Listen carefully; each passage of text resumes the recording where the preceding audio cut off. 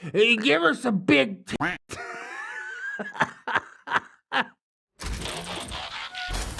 Hello friends and welcome back to ReddX, your source for the freshest daily cringe content anywhere on the internet. Promise, swearsies, it's just a fact, and it's totally science. Go ahead and look it up. Thank you so much.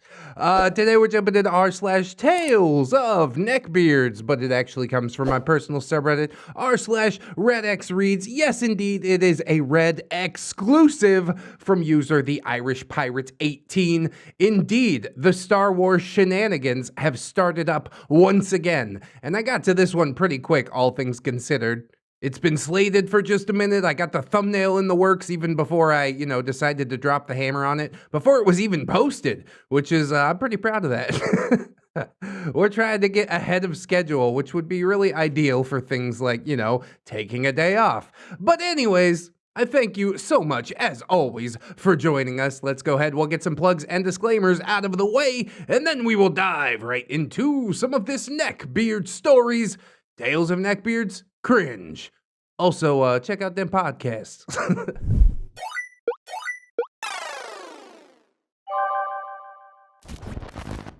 Star Wars Shenanigans! Episode 6. Return of that guy. Did he return? Did he go somewhere? If he went somewhere, I would have noticed. I've been asking him to go somewhere for a long time. That guy has been here. You can't fool me. Tabletop gaming gone wrong. Yeah, light RPG horror stories elements, I suppose. Long ass intro. Here we go. User the Irish Pirate is really making with the long intros. Similar to what Zuka did, but I don't knock people for it. If it's your style, then it's your style. I'm pretty verbose myself, so I'm just gonna roll with it. Sorry for the long delay since the last post. My March, thus far, has been milder by comparison to my February, but that's like saying that getting punched in the leg by a hobo behind the 7-Eleven down by the abandoned train tracks is better than getting your head split open on a tavern ceiling crossbeam because a fight broke out and you were trying to jump over the table, get the hell away from it, but hey, you managed to stop the fight by making everyone drop what they were doing to call 911, so you're kind of the hero of the evening, but also you're gonna need 18 staples, and it's definitely gonna leave a scar. We had to go a long way to get there, but we definitely got there. That one went kind of off the rails a little, huh? Oddly specific, maybe based on true events. You'll never know. I might believe the tavern one. Did you get to be the hero of the evening, pirate? I don't know about the hobo down by the 7-Eleven. 7-Eleven is usually pretty good about clearing away the hobos. You can ask Ramtide about that one. They don't want you hanging out, picking up any spare change. I had plotted this chapter out a month ago to try and streamline the process of filling it out, but the plan got sidelined faster than a philandering footballer found fornicating with his coach's favorite fling. And with the alliteration, man, I miss this. We are breaking out. It's good stuff. But pirate, what happened? Well, my family got caught up playing the telephone game. But the only message that we passed along was, congrats, you're going to be firing out of both ends for the next few days. Yeah, there you go. A little bit of a viral transmission going throughout the home. That's probably the hardest part about having kids. They don't give a damn. They'll put anything in their mouth and just incubate the virus until everybody in the house catches it. It's so frustrating.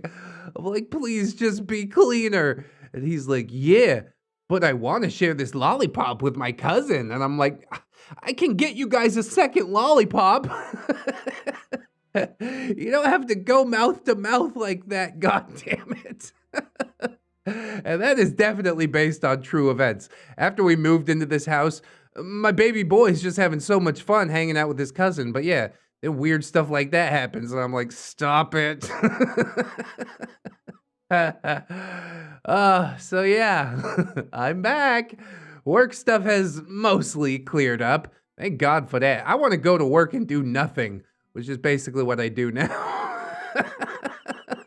For the sake of brevity, I'll just hit the highlights. 1, I confronted Plaguebeard about her email. 2, I deflected her gaslighting using the same skills that I used when working with patients that have narcissistic personality disorder. 3, because I'm like 99.9% sure that she has it. 4 might be the 0.01% off chance that she's just a bitch. I don't say the C word on this channel. Susan gets really mad. But yeah, I'll probably believe narcissistic personality disorder. I'm waiting for the tale of Plaguebeard. One of our Neckbeard stories from way back was Cause Plague or something like that. It kind of reminds me of that. That was way back near the beginning of the channel, though. 5, I apologize for potentially pissing a portion of you off, but perhaps I can placate you into pardoning me by explaining that I only pin that particular pejorative on people so unpleasant that a pantsless parade through a pool populated by parasites and piranha would be preferable. Why is alliteration so good? Jesus, I can't get enough of it. Please continue. 6, she cried. Yeah, she's not actually feeling emotion. She's just trying to manipulate you. 7, she went straight from the meeting to her boss, who then excluded my entire department from being invited to the hospital's social worker appreciation event. Oh my God, it really does roll downhill, doesn't it? But whatever, fuck everything, you know? I don't need any extracurriculars at my work. The appreciation event probably would have been garbage anyways. Miss me with all that. But hey, I don't have to do her department's work for her anymore, so she can start a septic pump. For all I care, start a septic pump. God damn it, dude, that's so good. I hope I can use that in the future. I need to remember that one. Let's see, what else? Oh, YouTube user Emily Hex decided to add the episode 5 intro to the growing list of complaints that she has leveled at ReddX's channel. Other complaints include his singing, him thanking his patrons every video, and channel parodies in general. And yet, she keeps coming back. It's like someone who says they think spicy food is the worst, but they shove everyone out of the way to get in the Chipotle with a frothing mouth and a fistful of grease-stained cash. Yeah, no jalapenos. I only want banana peppers. Honestly, Emily Hex and I have had some exchanges, at least one or two. Overall, it's been pretty cordial. However, Irish Pirate doesn't seem to take things like this lying down. No, indeed. Do you remember back in like episode 1 or 2 when he's talking about trolling a troll that was trolling on Grand Theft Auto Online and basically broke him down? Well, I think that we're going to see an example of that today, and Emily Hex is the star. I mean, it's in the post. I'm kind of contractually obligated to do this. I'd like to stay a neutral party, to be clear, but I don't know if it's possible right now. Oh well, here we go. We roll it with it. I was going to post the transcript of our argument here, but I'm going to have to trim some stuff as it is, just to fit the story in, because Reddit keeps yelling at me about a character limit. Which is weird because I posted the same text in a Word document, and it says that I'm nowhere near the character limit, but whatever. Maybe the Word document doesn't count spaces or something like that. That's my presumption. Anyway, she doesn't like ReddX channel parodies, so I wrote one just for her. And included it in my comment response. Based on Barry Manilow, Mandy. Oh God, poor Barry Manilow. We're gonna butcher him today, I suppose. All right. I remember scrolling down, seeing someone had a frown. Someone being rude, saying fuck my intro. Well, nothing I can do except maybe go into comments, profile history, and clues to help me understand. As I see it there, a salty history. I wonder why you care about ReddX singing, oh Emily, when you came and threw shade while complaining. You set my wheels turning, oh Emily. Now my tears pouring down like it's raining. Won't you tell me who hurt you, oh Emily? Savagery! It's musical savagery. Oh, I love a good parody, and I also love a good comments battle. And here it is. Oh God, I guess it's a little unfair since I gave Irish Pirate a voice, but I don't know, come on. He worked so hard on it. What am I supposed to do, skip all this? No, it's delicious. So look down in the comments and you might see the continuation of all this. I hope it doesn't go on for more than one post, because then we're getting into like harassment territory, but one post, that's good. You know, just a little lesson. Look at me trying to mediate and shit. And vice principal from the Breakfast Club. Well, well, here we are. Yeah, even slip a little Breakfast Club reference in there. Why not? Didn't think I'd set aside 1/3 of my new intro clapping back? I knew that you would deep down in my heart. I clap with the ferocity of a thick stripper's mid-twerk ass cheeks as she wows a crowd to the tune of Cisco's 1999 masterpiece, Thong Song. Do do do do do do do do do do do do. Ooh, that dress so scandalous. God, it's still stuck in my head. Decades later, why have you done this, Cisco? Maybe it's better than I remember. I'll have to listen to it after this video. Did you think that I would take the high road? Petty Officer Pete Pettison from Pettysburg, Pennsylvania takes the low road for the scenery. You really do feel a certain type of way about this, don't you? Honestly, if I put this much energy into every crappy comment that I've ever gotten, I would never get anything else done.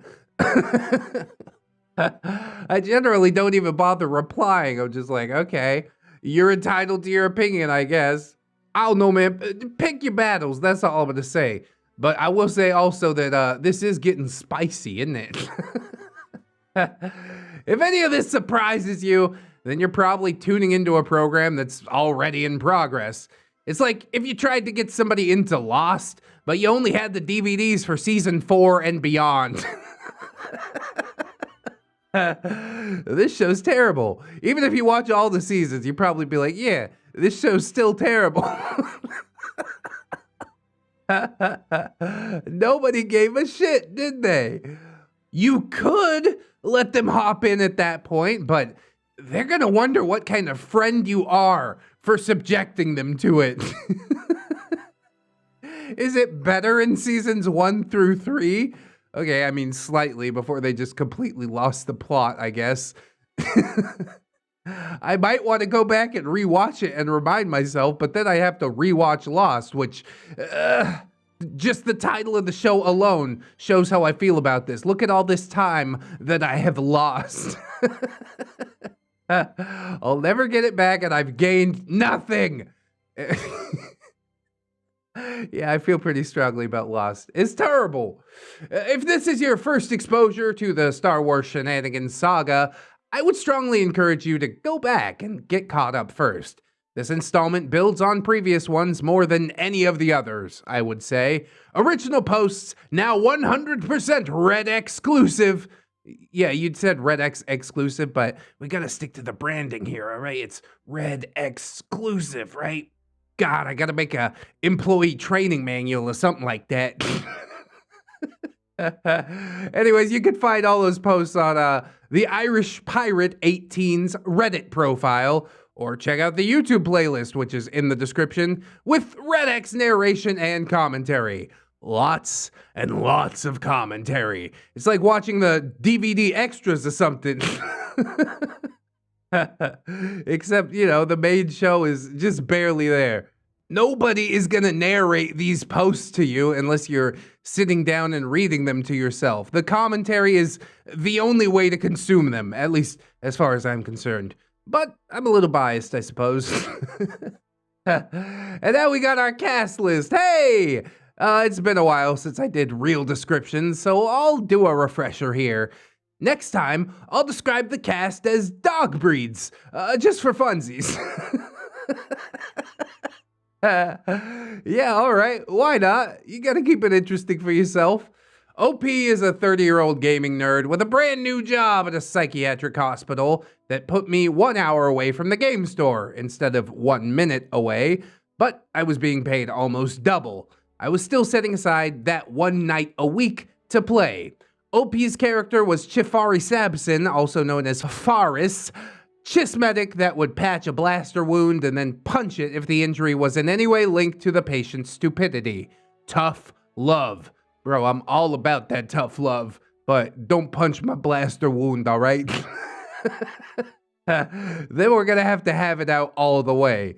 Mac is OP's BFF since 2nd grade, not to be confused with my BFFFL, BFFFL from college. I'll tell more about him in another saga. Best friend for fucking life. Is that what that is? He's the man that got me into tabletop games in the first place. Usually the sort to make a new character every other month and avoid the driver's seat, but this time he was playing a character named Nala, a Faline scoundrel with a heart of pyrite and laws are more like suggestions attitude. Greedy and narcissistic, but still looking out for the group's well-being. Like a mother that became PTA president by shoving another mom down the stairs and stepping on her neck at the bottom, and then embezzling the funds to buy her family a new minivan. Well, needs must, you know. I gotta drive Tyler to soccer practice somehow. But did you have to paralyze that lady from the neck down? No, that was just a bonus. Peacekeeper was a man whose peace was slowly being lost.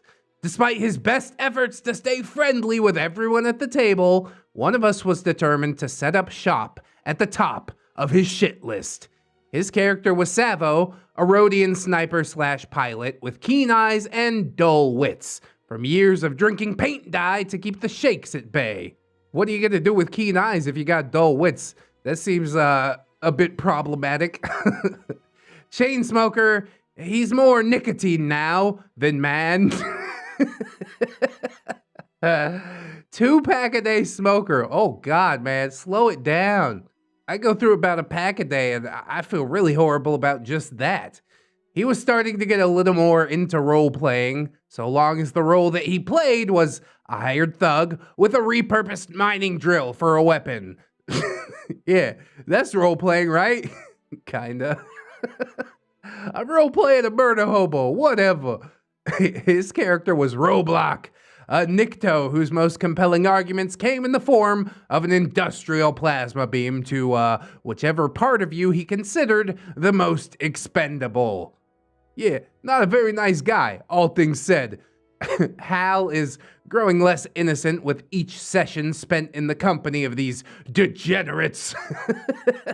Hal was starting to discover that he not only had a shell, but that he could come out of it from time to time. Yeah, it's okay, nobody out here is gonna hurt you. But do keep your head on a swivel for people like Elroy and HUTTBEARD. His character was Jula, a Bothan hacker / mechanic with a long-lost love that we were trying to reunite with her, the sister of his first character that, tried to betray us. We trusted her because she seemed to hate her brother as much, if not more, than the rest of us because he left her for dead on a job that they had done together. Wow, that first character was just a dick through and through. Abandon your own sibling? We're gonna get y'all on the Jerry Springer show. Scotty, 6'5", 250 pounds of Scottish pride, with the hair and beard of a Highland warrior, but the heart of a teddy bear, unless provoked by unwarranted cruelty towards others. His character was Merwick. He slices, he dices, he uses twin vibroblades to Jackson Pollock, the Empire's finest on whatever canvas the battlefield of the day has to offer. He's a Wookiee, also a Jedi, for the record. HUTTBEARD actually ran fun campaigns, believe it or not. I know this because after the Elroy saga, he ran another campaign, Sans Scotty, who had to dip out because of a new job with more demanding hours, and we played Imperial characters. We would have noped our way out of his store entirely if we had known then what we all know now. For those that are just now tuning in, the monetization safe nickname I've come up with for him is Pat O'Filey. You get me? He's currently spending St. Patrick's Day behind bars with cellmates that are likely following the rainbow to his pot of gold.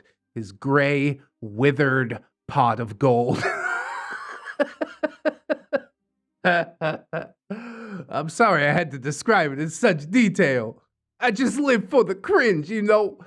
Elroy is not as bad a person as HUTTBEARD, but he's definitely more overt with his repugnancy. He was the neighbor who kept letting his dog shit in your front yard, while the other one was stealing your Wi-Fi to look at kitty porn. That is definitely more overt, but yeah, they both deserve shotgun shells to the face, as far as I'm concerned. His spending habits kept the game store's lights on, and HUTTBEARD's beard buttered. Buttered. But it was the rest of us that truly paid the price with our sanity. His character was Pisant, a Force-sensitive Jawa that acted like the comments section of a controversial YouTube video brought to life. God, I should make more controversial YouTube videos. That's the way to get more engagement on the algorithm or something like that. That's how you win at YouTube, I'm pretty sure. Either willingly or stupidly made the worst choice possible so many times that we questioned if he was an Imperial agent and he was playing the long con to work against us. Now that would be an interesting twist, but I don't think Elroy is clever enough to ever come up with that. Anyways, now we are into the story. Was the intro long enough for you guys? Hooray! It's called Delayed Gratification, and it totally works. We left off with the slave auction getting turned upside down when Pisant killed a couple of guards for doing their jobs.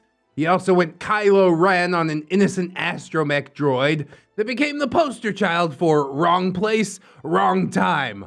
I mean, is the droid even sad about being dead? Was he programmed to feel sadness at all? It kind of gives rise to the question of, like, you know, AI and how human are they actually? In my opinion, the artificial part comes before the intelligence part. So yeah, I don't think even if it was programmed to feel sadness, that it would actually be sad about being dead. But I don't know, bro. That's a thought experiment for another day. I don't have time to go into all that in this video.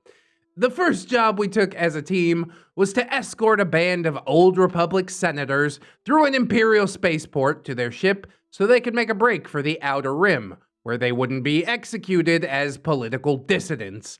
They hired us because we hadn't ended up on the Empire's naughty list, so we could poke our heads above ground without a garrison of stormtroopers taking the opportunity to enjoy a rousing game of whack-a-mole, which they probably wouldn't be too great at anyways because their aim is notably terrible. Despite Star Wars canon being like, oh, only stormtrooper shots are this accurate or something like that. And then nobody in the entire franchise even gets winged by a blaster bolt once. Yeah, I ain't buying it, all right? Anyways, part of Ferris's backstory was that he paid for med school by serving in the Clone Wars and early years of the Galactic Empire before his professional life went to complete shit. More on that later. His military background helped him to clear the way through the port authorities for the senators to make their escape. I hope they're paying well. What is your life actually worth, Senator? I know you've been embezzling some taxes. I expect my reward to be quite handsome indeed. It would have worked if the senators hadn't jumped the gun leaving the safe house and got caught. Yeah, politicians ain't too bright. I don't know what you expected. I could have felt sorry for them if they hadn't immediately sold us out. Politicians, am I right? I was gonna make the same joke again, but I had just made it, so I'm glad that you made it instead, OP. That makes me feel a little better. But yes, you nailed it down. When we got to the ship to take off, the doors were locked, and the only entity aboard was an overworked and underappreciated astromech droid. OP is Ferris. We need you to unlock the door. R4C1, you're not my master. Who are you? OP is Ferris. By now, your master's probably sitting in a bottomless chair, getting intimately acquainted with nipple clamps and a low-voltage battery. And not in the fun way. R4C1, then I can't let you aboard. OP is Ferris. This ship is about to be confiscated, and you with it. Unless you're keen to have your parts pulled out to check for rebel messages and have your memory wiped, we should work together. Let us on board, and I promise you, I'll give you the best upgrades that credits can buy. I'll turn you into the envy of every droid that you meet. Yeah, these droids were not programmed for envy. There was a pause as stormtroopers showed up demanding that we surrender. At least, I think that's what they were asking. It was hard to hear them over all the shooting and screaming. The demands for surrender are supposed to come before the shooting and the screaming. What are they teaching these stormtroopers at like a stormtrooper school?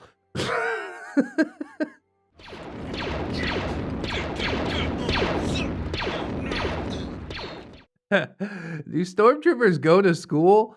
I mean, I know they're clones or something like that, but like, how are they educated? Maybe they're just not. They learn how to sort of shoot a gun and they're like, that's good enough. Get out there and do the Empire's work. R4C1 did let us in, and we made it through takeoff and the jump to light speed without any problems. Aw, hell yeah. The first thing we did at our next port of call was repaint the ship and get some new registration documents on the black market. The next thing we did was give the droid a name. R4C1. RACL? Rachel. Is it a lady droid? Oh no, it's gonna be a lady droid, isn't it? That's what the thumbnail was about. Rachel did all of our astrogation and mechanical work until Hal came along, and even then she served as an assistant in whatever way she could. We got little upgrades for her here and there. That's not what you promised. You said you'd get a ton of upgrades, the best that money could buy. Remember that? Rachel, play that back. Each one brought her a step closer to an unusually advanced level of artificial intelligence. She eventually became so upgraded that she gained a living creature's level of self-awareness. Yeah, it's getting a little weird now, isn't it? I think I prefer my droids as like the trash can R2-D2 beep boop type. I don't need C-3PO walking around saying words to me. Get the hell outside. Just eject him from the airlock. Nope, don't want any of that. Whoa. So this was all happening throughout Hal's intro. If you recall, she was the one that alerted us to his first character contacting the Empire and the Elroy saga. The final step in her evolution was when we brought a couple of upgrades back from the auction. Are we Tarantinoing this right now? This is like a droid that showed up before everybody else and we're just now being introduced to them?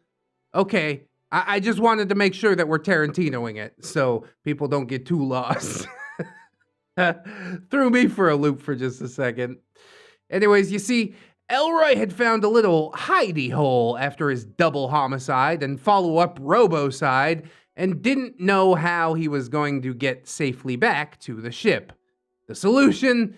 Gut the now domeless astromech and shove him down into it like a squeaky, glowy-eyed jackass in the box.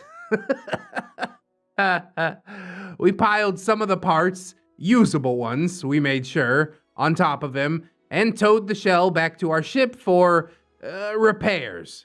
The bluff was successful, and we managed to get aboard and make an escape before the situation could escalate further. That's actually a pretty clever solution, all things considered. Knowing that it's Elroy there, though, I probably would have just dragged it into a group of guards and, like, accidentally left him there. Drop the rope and be like, oh, look over there. There's a sale on Blorg nuts or whatever. I don't know Star Wars things. I just know I want to get rid of Elroy, all right? The droid had a faster processor and a motherboard with more memory slots than Rachel's original one, so we told Elroy to make himself useful and swap the parts. His mechanics skill wasn't as good as Jula's, but she was barely in the mood to breathe, much less tinker with our robo-maid. Wait, I don't understand why Jula's feeling moody. I guess she's just in the mood, all right? It happens from time to time. Rachel 2.0 inherited some of the other droids' memories and had some follow-up questions. Rachel translated through a datapad and relayed through Ferris. Why did you do it? Elroy as Pissant? Because it was gonna tell everyone what I did. Rachel, he, not it. You could have deactivated him without killing him. Elroy as Pissant. You can't kill a droid. They're not alive. And besides, they could be replaced. I can't. God damn it, I hate to side with the neckbeard on this one.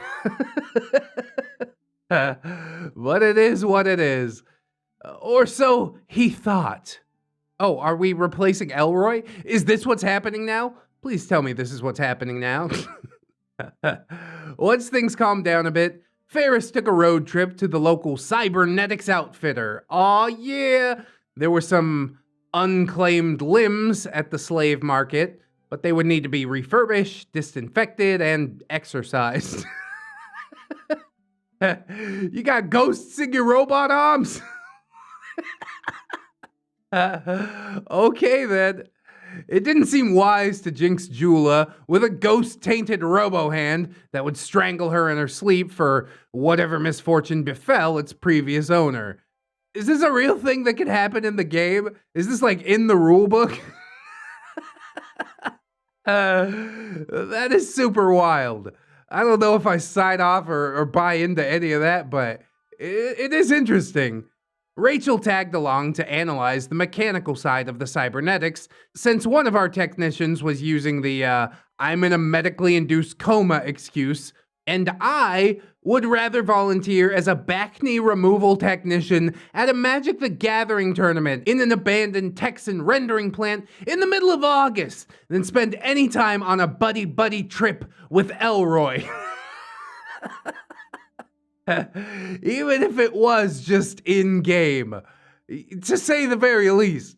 And regarding your metaphor, you know, if we just cut the back fat off all of these beards, we could get this rendering plant operational again.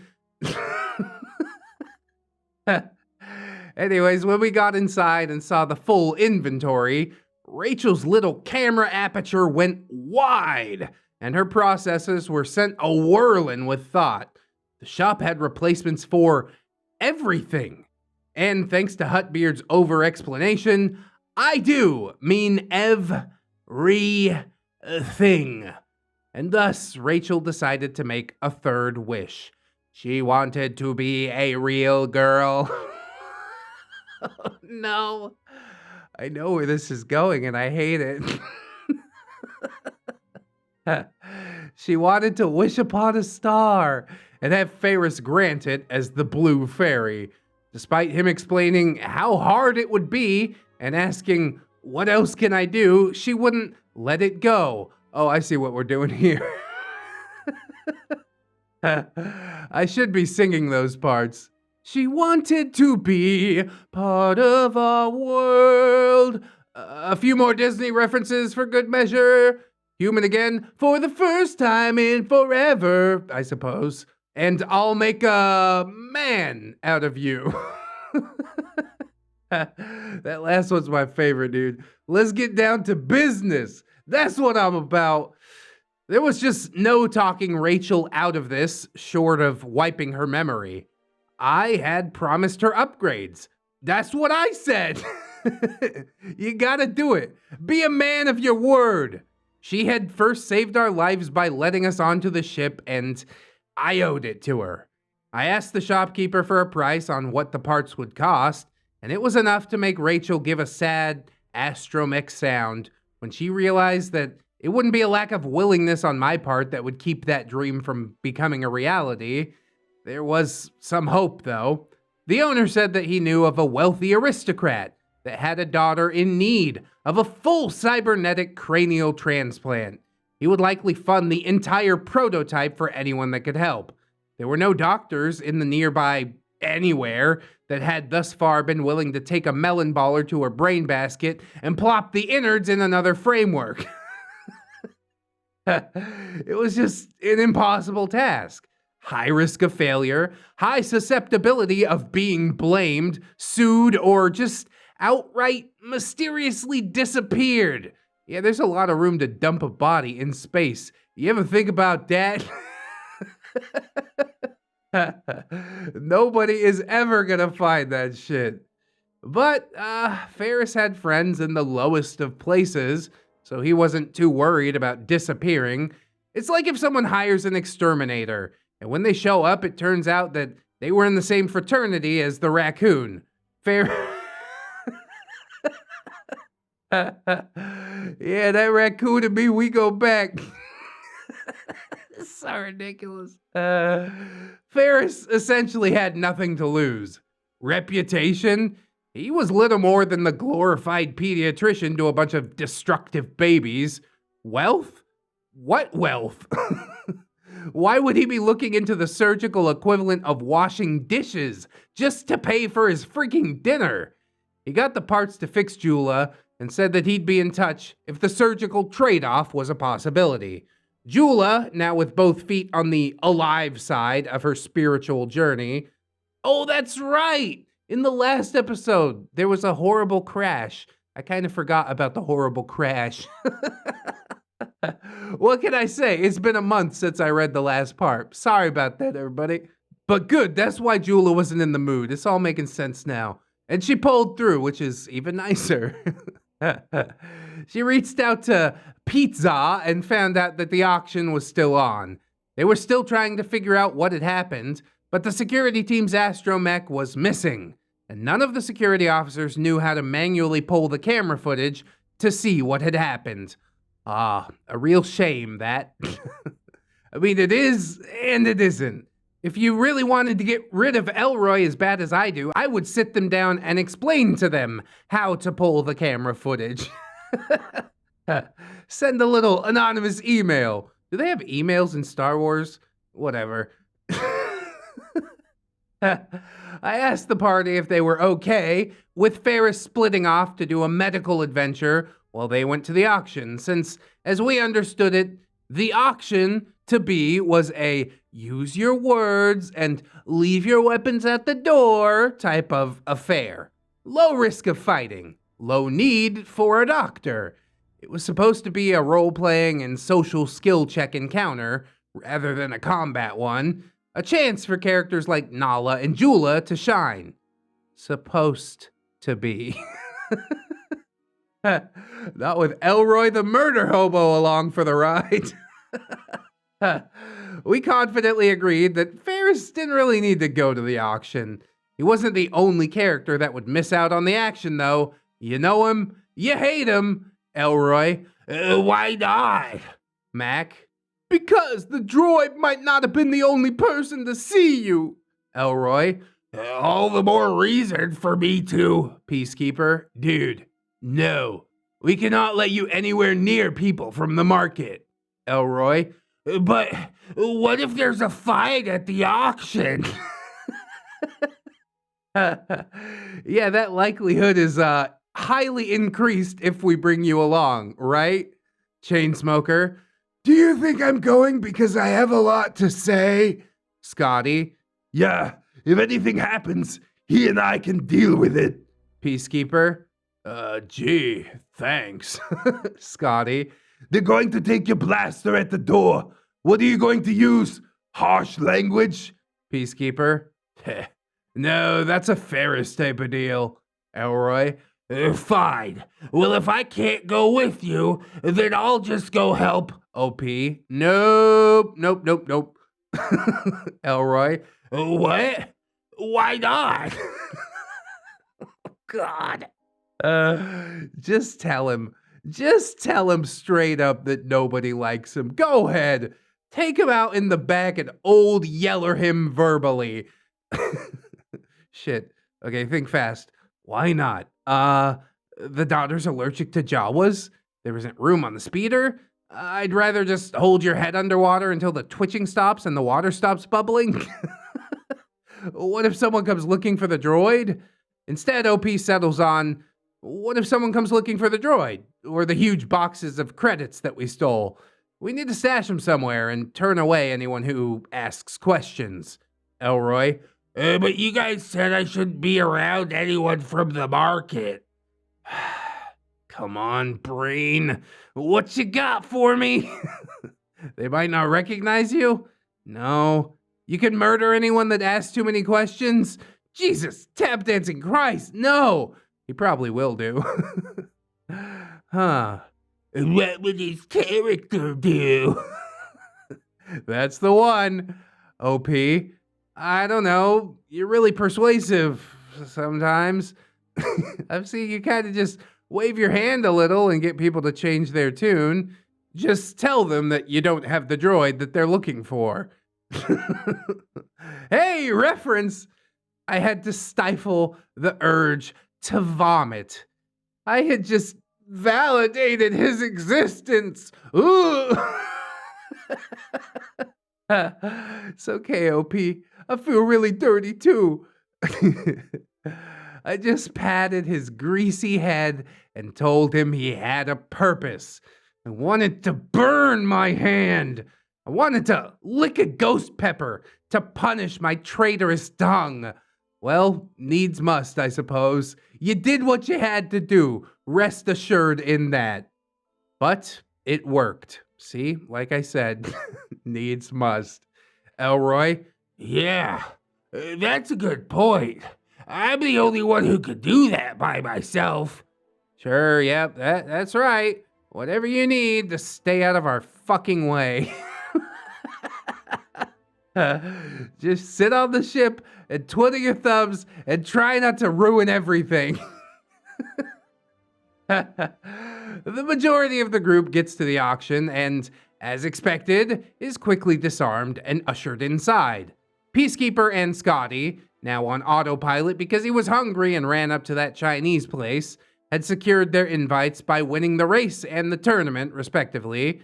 Hal flashed some cash and offered to let Pizza and his patrons use Mac as a cocktail waitress. Chainsmoker was able to piggyback off Hal's invite as his personal bodyguard. It's a depressing scene, all things considered. HUTTBEARD went into some pretty graphic detail about the depression of the slaves. Honestly, knowing all that we know about HUTTBEARD, he probably really enjoyed every detail, which makes it that much grosser. The hopelessness in their eyes, the crying and the begging, it was a little disturbing, even at the time, but knowing now what I wish I didn't know, I don't like it none too good. To say the least, yes. It's freaking horrible. All right, we're just gonna roll past that. One of the people at the auction was a moth that Well, let's just say that she seemed to have a thing for the ladies. Kept giving Hal and Max characters some hey girl, hey looks. Is that how they do it? I don't really know. When Jula's ex came on stage, she was so drugged up that she didn't even seem to be aware of the fact that she was alive, awake, and, thanks to HUTTBEARD's vivid description, unmistakably naked. Jesus Christ, man. I never thought a slave auction would be like happy fun times, but you're making this a lot more difficult than it needs to be. And probably enjoying that as well. Bidding got high pretty fast. Too rich for the blood of many until there were only three. Jula, the moth, and a nameless bidder that we'll just call Rich Pervert. Jula had a fair bit of cash to flash, thanks to us robbing the market in the scuffle, but there was no way that she could match price with the other two. Mac had an idea for how to deal with at least one of the problems.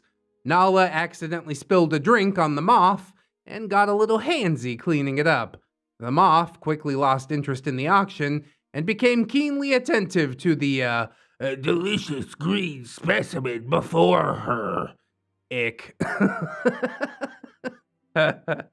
You gotta do what you gotta do. Nala taking one for the team. I definitely do appreciate that. Jula and Nala, a couple of ride or die bitches if I ever saw some. Rich Pervert, however, had no Nala upon which to let his eyes linger. He kept bidding hard. Jula was quickly approaching the cap on what we could actually afford. Peacekeeper, I want to seduce the Rich Pervert. In the words of a fertility clinic collection specialist requesting a second batch, everyone, come again. No, you gotta wait a few days before you do that, all right? I learned that from the Stealth Beard OP. Peacekeeper, yeah, like, I don't know, like what Nala's doing. Kinda just brushing up on him. HUTTBEARD, he doesn't seem interested. Elroy, this is getting weird. Shut up, Elroy, you're on the ship. Oh, so when it's two female characters, it's all fine and dandy, but now that it's two dudes, it's getting weird.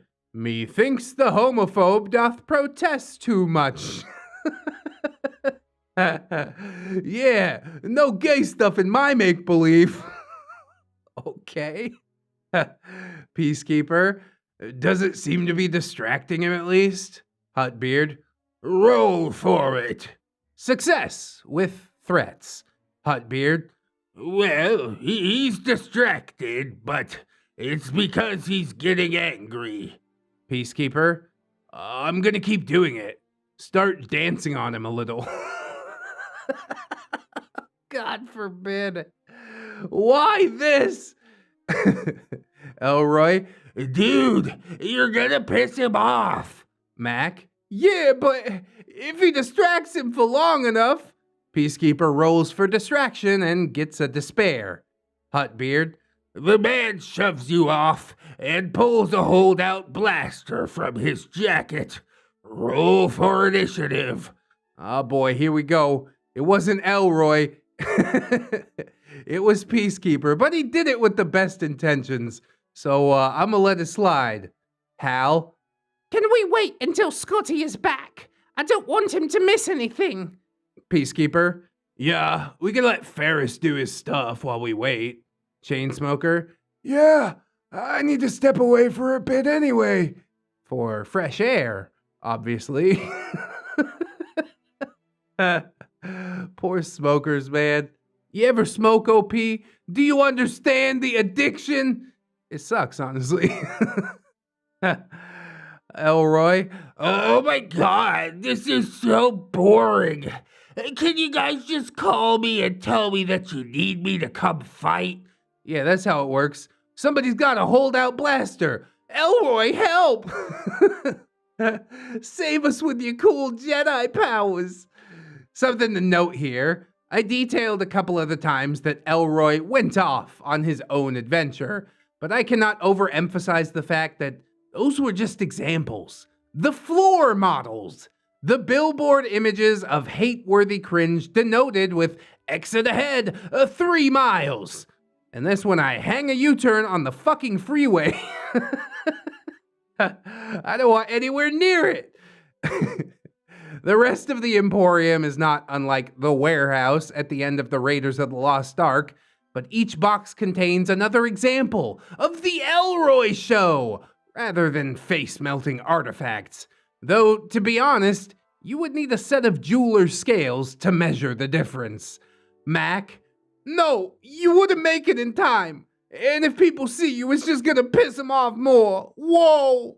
HUTTBEARD, we could do Ferris's stuff, but it won't take long. If Scotty isn't back by the time we wrap it up, you'll need to grab Chainsmoker from the parking lot and pull him back in for combat. Mac, that's fine. And so we cut to Ferris's medicine checks. Yeah, now it's the Ferris show, and that's all right, isn't it? No, I'm just playing. There were a lot of them, and they ranged in difficulty. The hardest one was for replacing and reinforcing the skull. It was, as advertised, an impossible task. It was a full-blown 5-star difficulty, all upgraded, and that meant that there were 5 chances of me getting a despair. Oh boy, are you feeling sweaty? Better pull out the weighted dice. I saved these for just such an occasion. Well, a 1 in 12 chance 5 times. I don't know, I'm not good at statistics, but wouldn't that be 1 out of 12 chance per die, 5 dice? I'm too lazy to consult Professor Google, but I know that it was harder than no chances of despair. Okay, I did the Googling for you. I found Omni Calculator /statistics/dice. So we got a dodecahedron, 12 faces, there's 5 of them. The value is 1. You only have to roll a supposed 1 on 1 dice. I guess despair only covers 1 face. So yeah, the chance with 5 dice would be 0.2941945. So yeah, kind of a 30% chance of failure here, which doesn't seem huge, but it's pretty huge if this is do or die. You might kill a little girl. You got a 30% chance of killing this child. Okay, I guess. Here we go. I could dramatize it or stretch it out, but it's really just not all that interesting. Stressful as hell? Absolutely. I had to use it's not that bad skill at some point, but in the end, I was successful. The little girl's mind had been moved into a reinforced skull, and I had managed to graft it successfully to her nervous system. I even managed to reconstruct her face, with only a small scar running down the back of her neck along the spine. Ferris truly lived up to his reputation of being Space Jesus. I mean, 70% chance of success on that one roll. But yeah, I guess you could have failed at any point. Lady Luck was certainly with you this day. And now to collect a gigantic pile of credits. Granted, I had hit myself with a booster stim to increase my intelligence, and borrowed a few cans of Peacekeeper's Booster Blue to keep myself sharp and focused, but if you can't trust a doctor who pumps himself full of mind-altering chemicals after slamming back a can of paint dye, then who can you trust? Really? These are my performance enhancers, okay? Don't worry about it. This ain't like the Doctor Olympics, which should be a thing. I'd probably watch that. Which led to what was arguably one of the most awkward parts of the campaign. Peacekeeper described himself as feeling dirty for indirectly flirting with HUTTBEARD as a distraction during the auction. He wasn't the one that was about to build a sex bot, though. Oh, don't do it. Please don't do it. I hate everything about this. Some men are born perverts. Some achieve perversion, and some have perversion thrust upon them. Or into them if you're into it. Hey! To this day, I will never be able to unhear HUTTBEARD suggest that I use some warm, furry bantha skin to shave down and shape the right way and... You know what? No. No. I'm not gonna put you through that whole thing. I appreciate that, OP. I'm pretty sure that was gonna cut me deep. It was gross. It was a gross thing to say, said by a gross old man. It's also weird that he would suggest using anything with hair, considering... Please don't go there either. God. And OP says, nope, not going there either. You just did. All right. You get one. Everybody gets one. It was gross. He was a gross dude. Nuff said. HUTTBEARD. All right. You've got the framework of the body assembled. You have the synthetic muscle stretched over the limbs now, and the synth skin is in place. OP. So once I finish the head and torso, we're done, yeah? HUTTBEARD. Yeah, but there's a problem.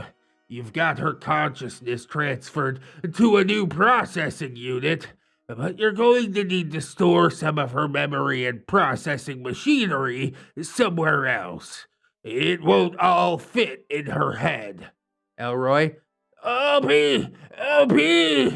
Jesus, this fucking guy. OP. What? Elroy. Give her some big tit.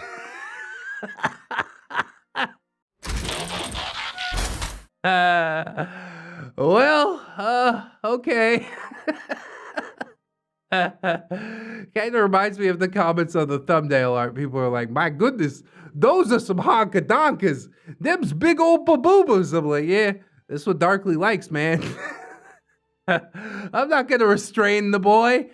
He creates these tableaus out of like one sentence of the story. I think it's astonishing what he does. And if he wants to put boobas in there, then that's fine. People click it anyways. But OP just says in response, what? Elroy? Yeah, like some really big tits. Because, like, you know, you could hide stuff in there. Yeah, that's why. Peacekeeper, you want him to put computer parts in her boobs? Elroy? Yeah, why not? OP, have you ever actually touched any? Elroy defensively. Have you? Mac, he's got a kid, man. You're not a woman until you got those long, chewed up nipples. And you're not a man until you sucked on them. Like a Louis C.K. bit. Elroy. Well, still, you can put the parts, like, in the ribcage area, and just cover it up with some silicone. And make them big and round. HUTTBEARD. They'd make good heat sinks, and they'd be warm too, like the real thing. All right, you guys, I'm getting up. I'm walking away.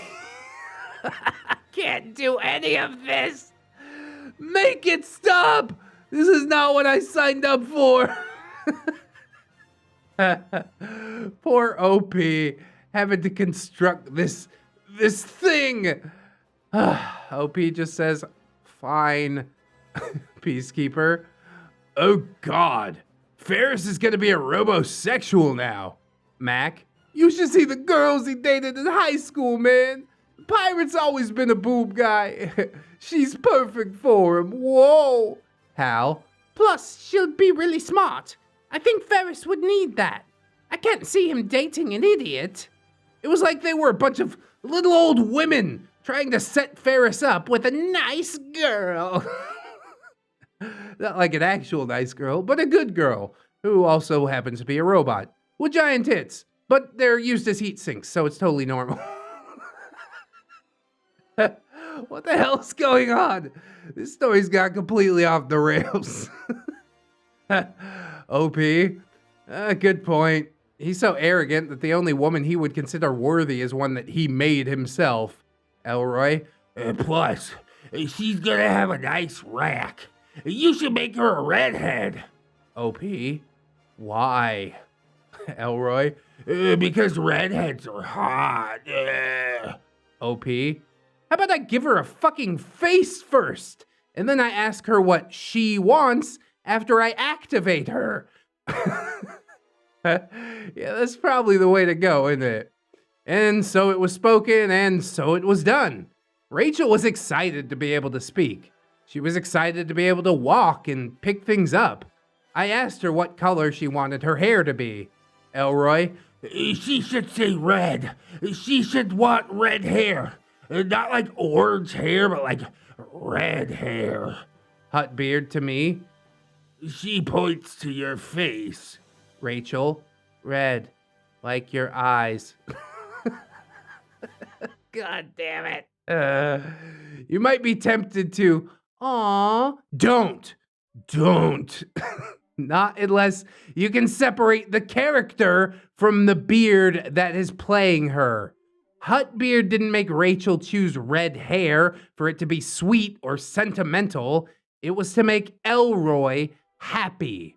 Nailed it. Gotta keep that dosh flowing. So was Elroy gonna bang this robot or what? Are we gonna have to watch? I don't wanna watch. Don't make me watch. Elroy, So she's gonna have big tits and red hair? HUTTBEARD, Yeah. Elroy, You should make it long hair. OP, you wanna just draw a picture? Just give me your specifications, you weirdo. Elroy, No, I can find some reference pictures though. facepalm. You're such an idiot. OP, no thanks. I'm just gonna let her choose her own looks. Long hair it was. I'm sure this is all just completely incidental. Elroy says it, and then HUTTBEARD just magically makes it come true based on, this is definitely what the robot would want, and not because Elroy is directing all of this that's happening. Ugh. Long hair it was. The rest of the Ferris portion is the aristocrat sending his personal shopper to bring back a wardrobe for Ferris's new steel-plated paramour. To top it off, he provided me with a fully stocked, self-driving luxury speeder to replace the one that I had borrowed. Yeah, some sweet rewards. I think he's a happy guy, and so am I. So my side story was over, but Scotty still wasn't back yet. Is he hanging out down at the Chinese place or what? He just doesn't want to be around Elroy as much as everybody else. So Peacekeeper wrangled Chainsmoker back inside. Elroy looked on with envy at people who were able to roll dice, while he had to sit there with nothing to do. Surely HUTTBEARD will, throw some guards for Elroy to Jedi mind trick or something like that, right? That's the perks you get when the GM is essentially your pet. So Nala grabbed a bottle and smashed it over the Moff's head in the surprise round. She dropped like the approval ratings of a politician that got his campaign manager's advice to shake hands and kiss babies. And then he mixed it up and went on a short-lived spree of roundhousing people in the wrist and giving their toddlers whiplash. Kick hands and shake babies. That's so ridiculous, dude. Savo got shot a couple of times, but eventually got the blaster out of rich pervert's hands. Dude died staring down the barrel of his own blaster. That is a rough way to go. Not rough enough for Elroy, though. Elroy, all right, look. Scotty's not back, and you guys only have one weapon. I'm coming to help. HUTTBEARD. You can't get off the ship. Elroy. What? HUTTBEARD. When you try to leave the ship, the ramp won't open. It's been locked. Got him, coach. Whoopsie. Did I forget to mention that I texted HUTTBEARD under the table to tell him that I had Rachel lock the ship behind us and override the internal locks to keep Elroy from sneaking off? Oh my God, biggest brain play. Although knowing Elroy, yeah, this is exactly what I would expect from him, so great job. You're beating him at his own game. Passing a note would have been conspicuous, you see. Elroy would have deduced that I was responsible, whether his character would have figured it out or not. One round of teary-eyed whining and a dice roll later, his out-of-character knowledge would find its way into Pissant's limited capacity for understanding, and I would start looking like that astromech droid that had clumsily rolled into his saber 14 times. I'm all for a little bit of PvP. Honestly, let's make that happen. That would be the easiest way to solve all this tension. Somebody dies right here and now and leaves the table forever. Yes! Settle it like men! Or, Jawas and Chiss or Rhodians or whatever you guys are. Not men.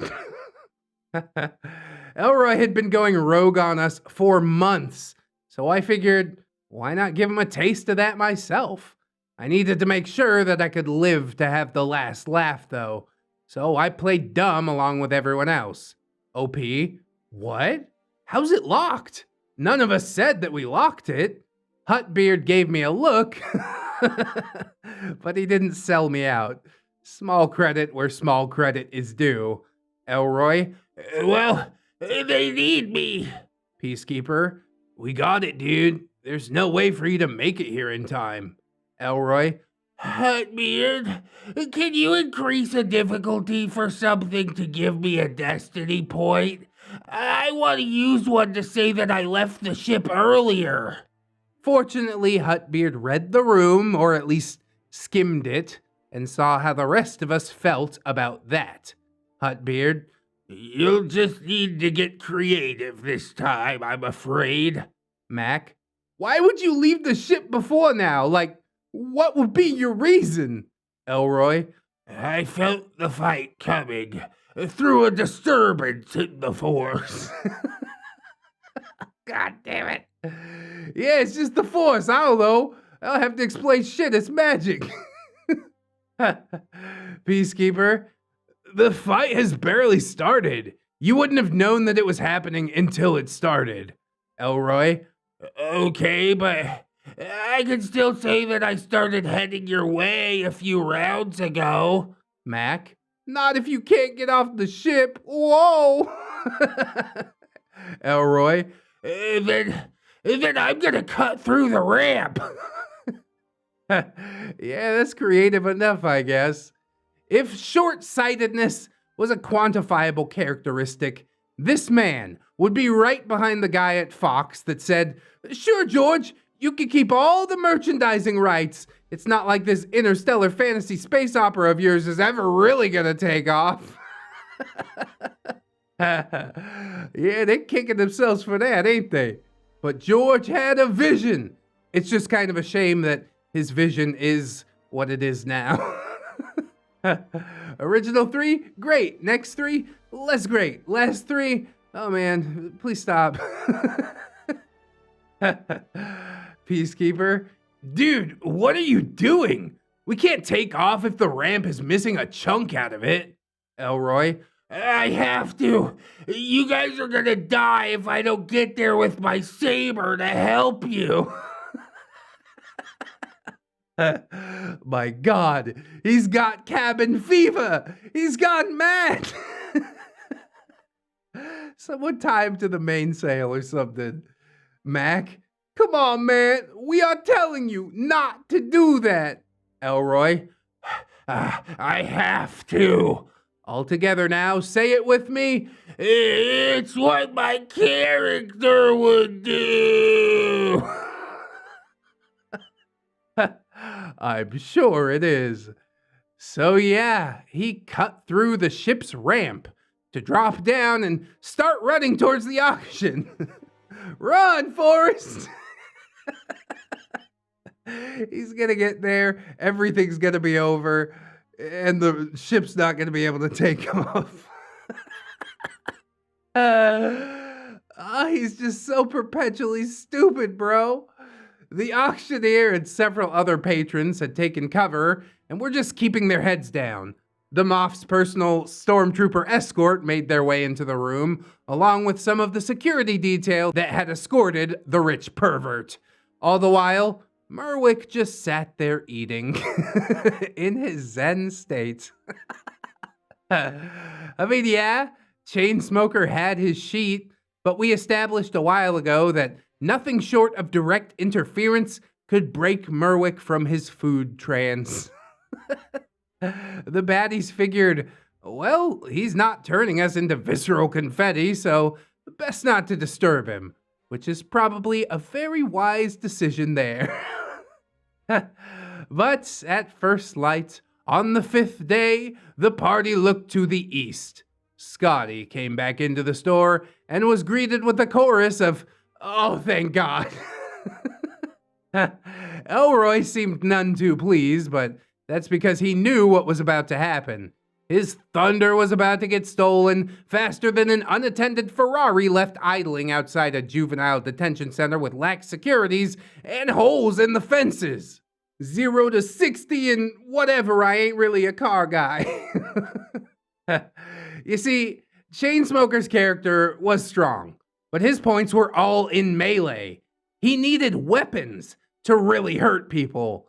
Scotty had built Merwick to be able to make do without.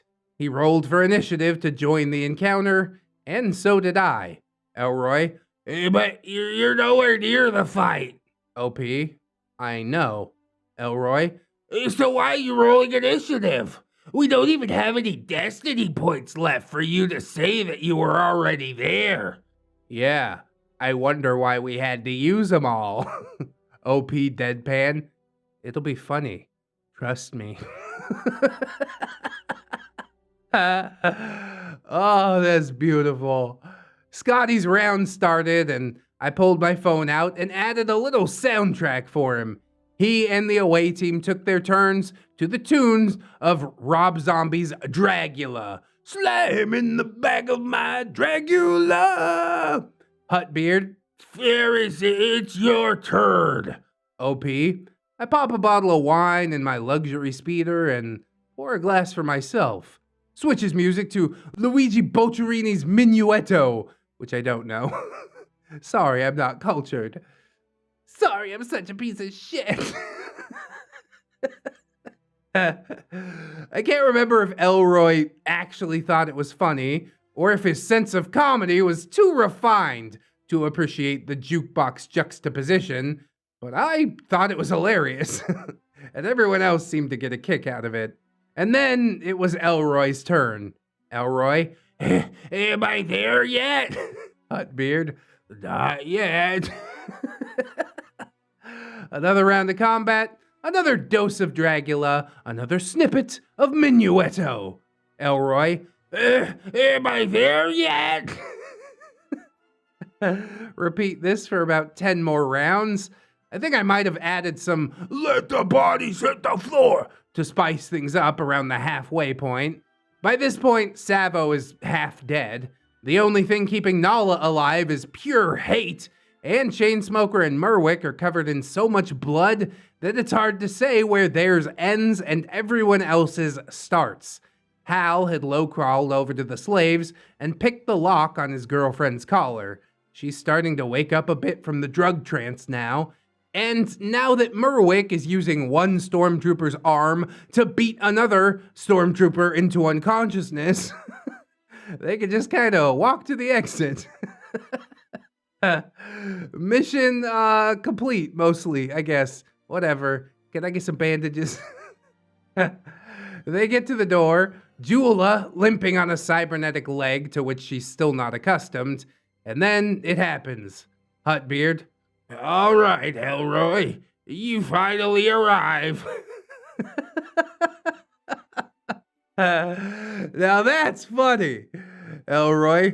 This is bullshit. I missed the whole fight. I didn't get to do anything tonight. HUTTBEARD. The auctioneer stands up and points right at you. Auctioneer.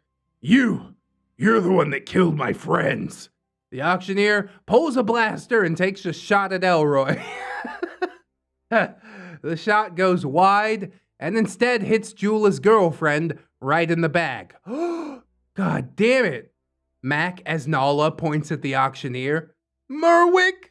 Scotty as Merwick. With gusto! He gave the auctioneer 1 or 2, 3 hits to the face. Can I get 4? A 4 hits to the... A 4 hits about the head and neck. We got 4. Do we have 5? 5! Savage slaps to the man that just killed Jula's girlfriend. Do we hear 6? 5 going once. 5 going twice. Assault! Oh, that's good. I like that a lot. Auctioneer bought the farm. Unfortunately, so did Jula's ex. I thought about doing I Just Died in Your Arms Tonight as the parody, but I learned my lesson about going for low-hanging fruit and songs that are a bit too on the nose. Yeah, that is just me singing I Died in Your Arms Tonight. It's barely parody at that point. I am surprised you didn't whip the phone out, though, and play that on the Spotify radio or whatever that you got going over there. Although, I guess that would be a little bit callous. Your girlfriend's dead. Here's a song. The real tragedy is HUTTBEARD explained that after Jula and Gar, Hal's first character, parted ways, he got with his sister's ex and left after knocking her up. Jula was an orphan's aunt. Hal decided that his character adopted the child and retired from adventuring. The group had taken his first character out of the game by force, but this one went out on his own terms. I guess that's good. Is he gonna roll another character? Don't leave us yet, Hal! But fret not, dear readers. We were still able to capture the Moth and take her to the rebels for interrogation. Once we were back at the base, we met a Mandalorian foundling that had joined the Rebel Alliance. A man whose voice sounded a lot like Hal's. Ah, yeah, that's what I'm about. And this string of events brought Elroy one step closer to being someone else's problem. But more about that later. Parody time! Go TA, somebody that I used to know. Now and then I think of when we played together. Like how you robbed me and made Jula damn near die. And your defense when we got mad at you. It's just what my character would do.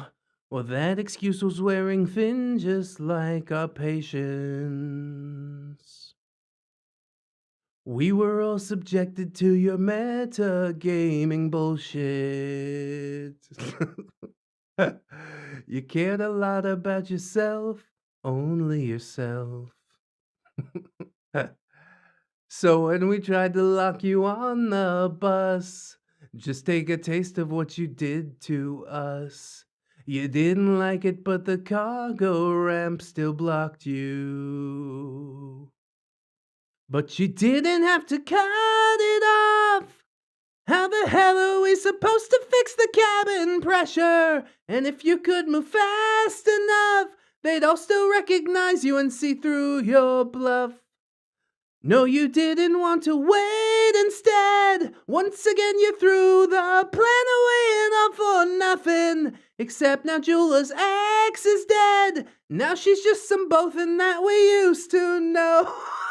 Some bothin'. Oh, God. That's beautiful. That is a song that goes way too high for me. I probably have to start it in like a much lower pitch to make it listenable, but I did my best with it.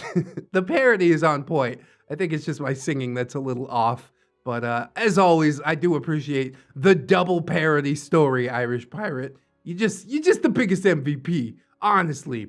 So yeah, thanks for joining me for this part of the story. I know it wasn't as exciting as some of the previous installments, but not every session we had with Elroy was a lemon-soaked bamboo splinters under your fingernails kind of torturous. Sometimes he was just like the bathtub's dripping faucet that keeps you up at night. You tried putting rags and buckets and just about everything unimaginable under it, but honest to God, that just makes it worse. And it's easier to just slowly become accustomed to the perpetual annoyance. There are countless tiny annoyances that will never make it to these stories because I'm nearing the end of Elroy's involvement in the campaign. It looks like I'm gonna take this all the way up to episode 9, but there's more Star Wars Shenanigans to be told, just, not by me. Coming soon to a subreddit near you, Rogue Son, a Star Wars Shenanigans story by Hal. Oh yeah, I'm liking this. We get the Red exclusives and then we get like a different frame of reference on the Red exclusives, like we did with Brute telling us all about Unfortunate. I mean, more content is more content, and I'm all about hearing about these beards. So yes, I hope that you will join us, Hal.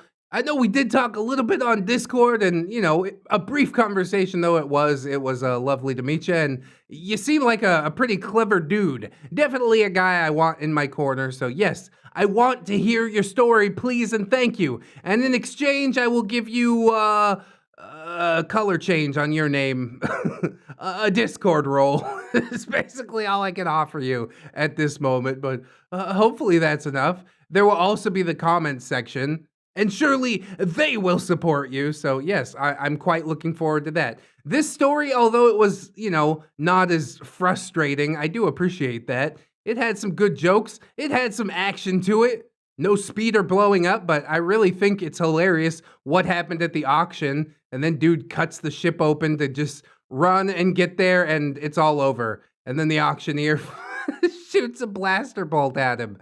Kind of sad that Jula's girlfriend didn't make it out, but I am glad that he got to wrap that character up. Give her a happy ending. Sometimes that's a lot better than, you know, playing your character until death. Anyways, I hope that you guys enjoyed the story. If you did, I hope that you'll like, comment, and or subscribe. Maybe share it around. That would be pretty cool. Also, it's pretty beefy, so, you know, maybe grandma can knit you a sweater while she's listening to this or something. Does your grandma like tabletop RPGs? I don't really know. It's worth a shot, I guess. We've also got links in the description, of course. Plugs, playlists, podcasts, Twitter, Discord, Facebook, and Patreon. Yes, that's about all of them, I think. No, it's not. There's probably a lot more that I didn't say, but those are the pertinent ones. And I would, of course, like to thank my patrons as I do every video.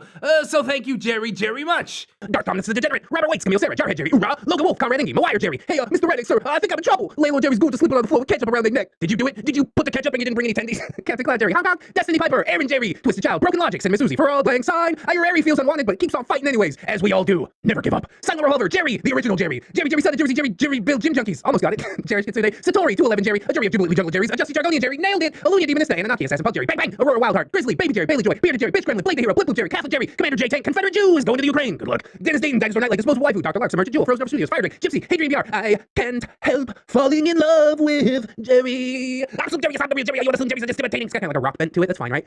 Irish Pirate, Sound Barn into ya. Irradiated Jam, Itchy Nuts, Just Scratching Bro, a Pimp named J Chris, JM Coon, Jerry Blacktail, Jerry Nice, Jerry Evil, Jerry Outlaw Mother Trucker, Hong Kong. Jerry was a race driver, a Raptor was a failure. I hit the knob button, a bunch of Jerry Bears fell out of my tailpipe. Yeah, that happens, I guess. Jerry's Buick Riviera, John Hero, John Jerry, Jingleheimer Schmidt, KJW Kachow, Crowhey, Landlord Jerry. There he is. Legitimate Girth, Miss Monday, Lord Jerry, like and subscribe. Lady Dix, Marble Jerry, tired of all these underscores. Melgar the Destroyer, Metal Factor, Needless King 89, Nightmare Jerry, or Gabby Steve hit Jerry with a bag of marbles after catching him cheating with Tom. Scandal. Paragon Soul, Phantom Pines, Jerry Kins and Jerry Beth, Ramtide Lacrimates, Rose Jerry Miller, TSM Kirby, Siri to the Lolita, Sussy Octopus, Scarlet Kevin, Sergeant Gay Cop, Bringer of the Law. He used to be Teddy the Police, he changed it up. Good job. Silo Wimp, Staples, aka Jerry Yeet, Stephanie Goodner, Synaptic Boomstick, Brilliant Tomato, Tapioca Glue, Tato Fair, 10-Ton Monster, the Italian Greyhound Dino, the Littlest Who, Token Trans Queen Jerry. When I'm done, half of humanity will exist, perfectly balanced, as all things should be. Oh, Thanos, what a lovely quote. The one true Fusky, trying to find another mob to get back to the real world. You probably don't want to blow into that balloon knot. Unbusy B, V3 Prime, Vanguard Angel, Viking Jerry, Wikitech, Wilmax, Zephyr the Gargoyle, or just Clay too, that's not fine. I'm on a pilgrimage to become a Jerry. Oh, wish me luck. You can do it, I believe. Comrade Mooney Kira, not another Jerry, but he is though. Redwin, not a viper side Jerry, the cyborg, Saint Blessing, third of clubs, one like Jerry gives ReddX all the penny coins in the world. Yeah, and they still ain't worth that much, but don't worry, give me your investment. It's not gonna go to waste probably. A normal Jerry, Hunter of Jerry's, the Baltic Stacy, is Tom, Admiral T-Tank, Emerald Alder, another stupid hipster, Atomic Jerry Zilla, Babsy Good, Bartender Kalia, Blue Doves, Broken Spine Horseradish, Cake Jerry, the original, different Jerry, California Jerry Girl, Chevron 7 Lock, Corporal Emerald, Princess Furry Warrior Woo Jerry, Crypt Titties, Dayton Does, but he needs our help. Come on, Jerry buddy, clap your hands if you believe. The Fawn Jerry, creator of colorful click clacks, dopamine dangerous, electrical fennec, ghost of alpha, heat not, holy berry Jerry, Hydra Jerry Solomon, janitor Jerry, Jeffrey, Geralt of Rivia, Jerry and Tom versus Happy New Year's, Weird Apocalypse, Jerry the Sussy Baka, Jerry's mom has got it going on, Jerry Old Rivera, Jerry Bean, Jerry Rocksters, Jerry Role Playing Game, Judge Jerry and Executioner, Keaton Tails, Kid Marvelous, King Tom, Kidsikin, Life of Guardian, Little Woods, Who's Your Lovecraft, Mama Chia, Seedy, maybe next time Milk Fed, Miss Duchess, Not Invisible, Angel, Raptor, ReddX, Help SDI, Jerry, Jerry Toretto, need Teddy Coins to rebuild their cars. Well, I have them all. Okay, you can have some. She's my Jerry Pie, go check out my new, what a big surprise. Snary, that's Snom Jerry, if you didn't know. Spoony the Rogue, Spoopy, Scary, Jerry Ton, Techno Doves, the original Jerry, not really, the X card, To Infinite Jerry and Beyond, Tuna Fish Jerry, Unfortunate Headband Jerry, Stronger Than Vegeta, Unfortunate Jerry spoke to Candace and it doesn't fit. Sorry, I'm such a piece of shit. Tom Promise Jerry swears, oh no bad Jerry, Tom be good boy, no swish, facts, size, boy, look it up, I mean another ReddX video. Yeah, boy! Also, thank you to my $1 patrons, beautiful people that they are. This month just kind of flew by. I guess it's because I have so much other stuff on my plate, but yes, thank you to the patrons for supporting. I do hope some other people will consider signing up on the Patreon, but if you can't afford to do it right now, don't sweat it too hard, friends. I just appreciate you coming on through, hanging out with me, and I hope that you'll come on back and hang out with me again tomorrow. In order to do so, you need to keep yourself safe out there, wash your hands, but maybe also take some time out, do some stuff you enjoy, maybe like, I don't know, like watching some more ReddX videos. Yes, definitely do it, please. Always remember, friends, that you are loved, you are worthy, and you definitely deserve it. I shall see you in the next one, and until then, my friends, bye-bye.